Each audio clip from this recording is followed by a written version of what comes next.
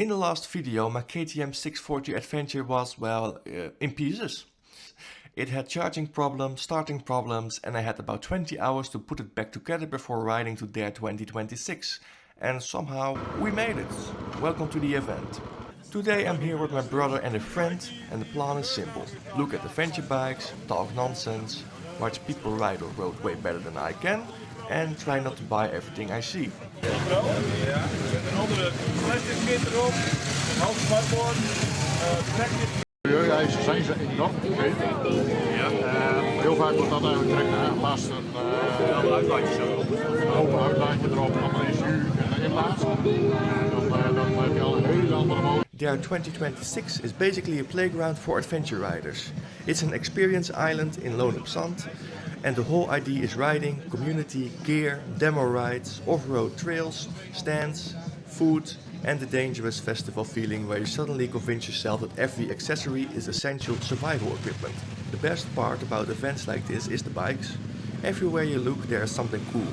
Big adventure bikes, rally builds, old school dual sport, brand new machines, fully loaded travel bikes, and that's what I love about this scene. Some people show up on the latest bikes with every possible upgrade, some people show up in older machines held together with cable ties and grooves.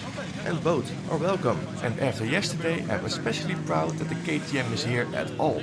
I'm not saying I fully trust it yet, I'm saying it got me there, and for today that's enough. Later in the day there was a riding demonstration from some serious talented off-road riders. You know the type, the kind of riders who make a big adventure bike look like a mountain bike.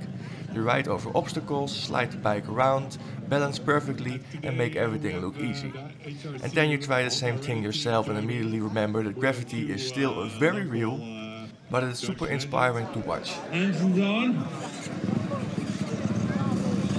Alright, let's go. Waving the flag. And yeah.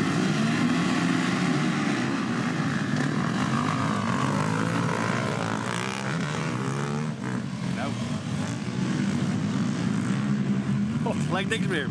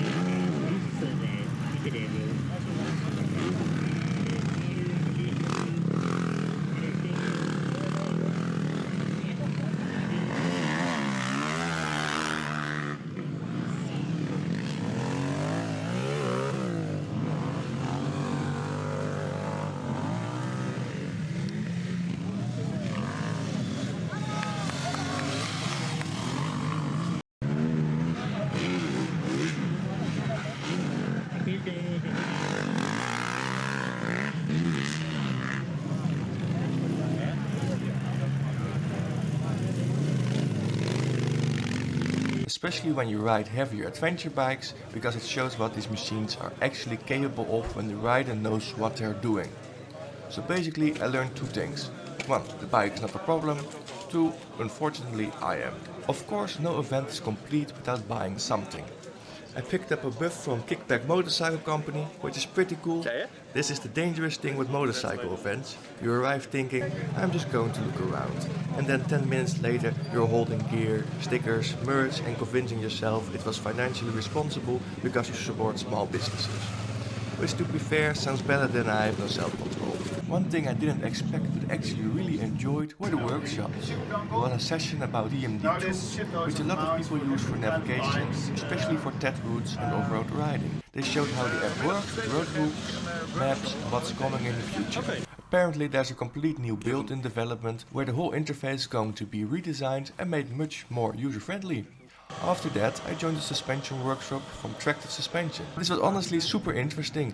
They explained how to properly set up your suspension, things like static sag, rider sag, preload, all the stuff most of us kind of guess. They offered to check and set up my bike for free, so of course I said yes. Now in a few videos back I already worked on my front forks and those actually feel pretty good. But I already had a feeling the rear was too soft. Turns out I was right. The conclusion is pretty clear. I'm going to need a stiffer rear spring in the future. But let's be honest, it's just another excuse to spend money on the bike. But honestly, the best part of the day was just the atmosphere. Walking around, checking out bikes, talking with people, seeing familiar brands, meeting riders and getting ideas for future trips and future bad decisions in the garage. That's what I love about the adventure motorcycle world. It is not only about the bikes, it's about the people, the stories, the routes, the garage fixes, the mistakes and the shared problem of always wanting one more motorcycle.